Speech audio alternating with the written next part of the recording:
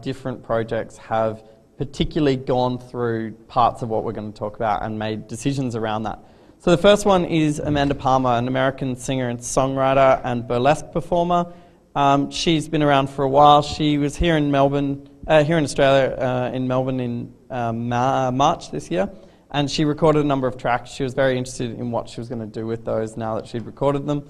So she started a Kickstarter campaign designed to help her support a bigger project around those recorded tracks.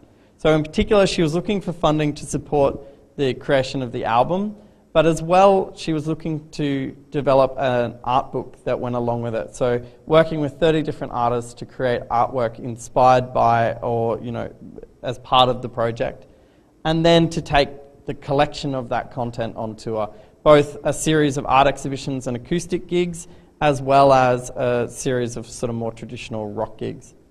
So more closer to home example, the Emerging Writers Festival from Melbourne.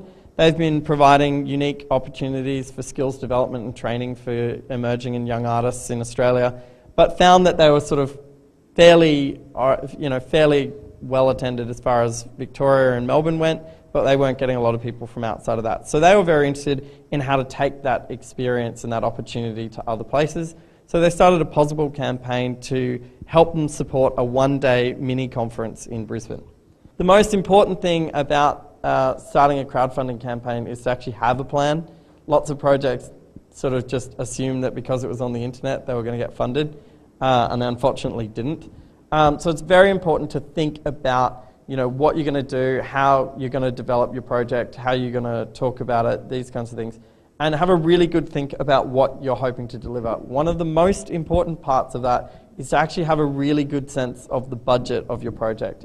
How much is it actually going to cost you? Thinking about all of the kinds of costs that are going to be associated. In particular, some of the costs people forget about, like the fact that none of the platforms are free. There is a cost associated with using a crowdfunding platform, which we'll go into.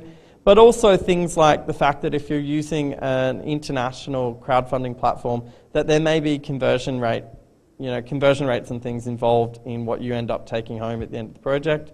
And also that your rewards need to be realistic. There are costs associated with them. You need to think about what it's going to cost to produce the rewards, what it's going to cost to distribute those rewards.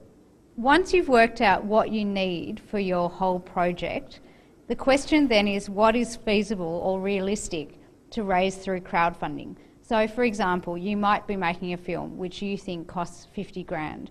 It might be that once you go out and have a look at who is in your networks, how big your networks are, that you can really only realistically raise about $10,000. So the question is, through crowdfunding. So the question is, for the remaining 40,000, you would